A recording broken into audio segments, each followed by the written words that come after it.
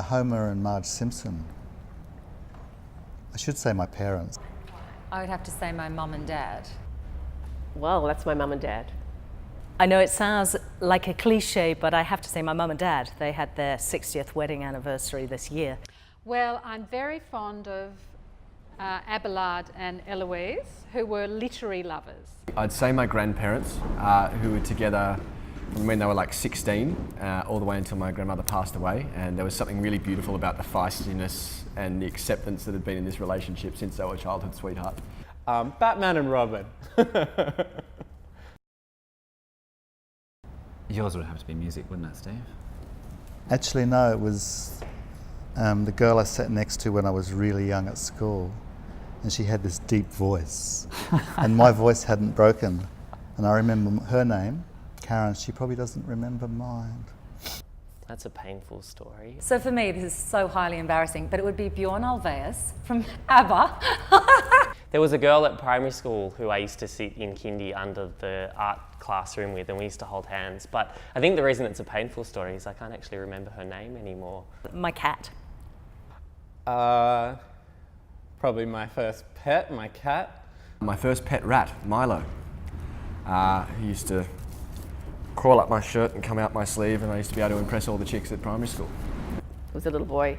His mum ran the tuck shop, and I was in kindergarten, and he used to steal, or maybe borrow, pink cupcakes for me, and that's what won my heart. Probably my nan, I think. I just love my nan, and she's really funny, and I just love her. Oh no, I absolutely do. I don't know whether it lasts. No, it's something that develops, I think, definitely. I guess so. I think so. I do believe in love in first sight, to a certain degree, because I've experienced it. Yes, I do, because I'm a romantic. Yes, I do believe in love at first sight. I think there's just something, you see somebody and it's chemical, and that's love at first sight. Sounds corny, but you know, the third time I asked my wife, my now wife, to marry me, and she finally reneged and said yes, was, I guess. She kind of, I just wore her down. I once left a metal rose in someone's garden. It's very personal. Being proposed to by my boyfriend in Croatia. Yep, that was good. Pass.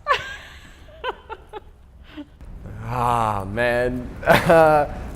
Probably kissing my girlfriend at, in New York over New Year's Eve, in Times Square. Oh, it's a little bit personal. I don't know if I can. I think there would have to be candlelight. Candlelight for sure. Somewhere where you can't see another building, so in some kind of isolated mountain retreat or something like that. Maybe Whale Beach midwinter, dusk, with a bag of hot greasy chips and vinegar, and someone with you wearing Gore-Tex and hoods looking out.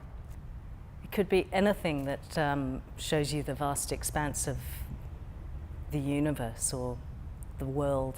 Picturesque surroundings and some nice music and sharing silence or reading, just being comfortable with each other.